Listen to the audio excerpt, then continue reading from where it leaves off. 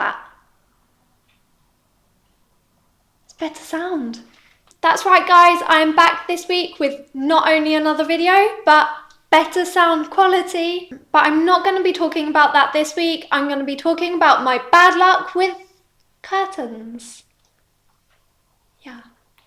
It sounded better in writing. So I was looking for some new curtains this week. That's me trying to put a bit more joy into my voice. So I don't know about you, but I've found it impossible to find long curtains for double pane windows.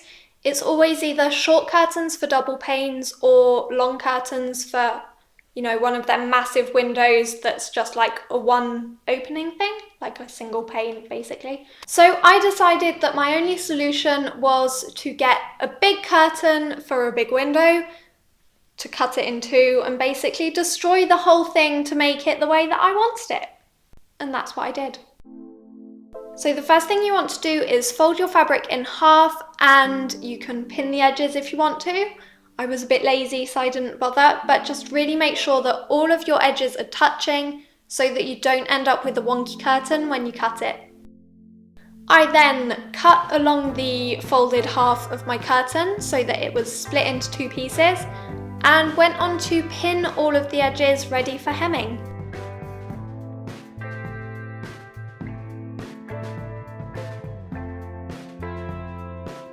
To hem the curtains, I used a straight stitch because it is a stitch that's going to be visible on the curtains.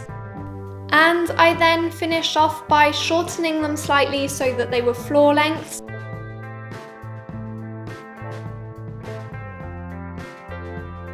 And there you have it. I now have floor length, long double pane curtains. Thank you so much for watching. I hope you enjoyed this video and that it didn't bore you to death.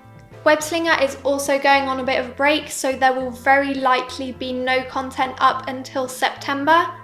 But watch this space, you never know, there could be. I will see you again when I see you.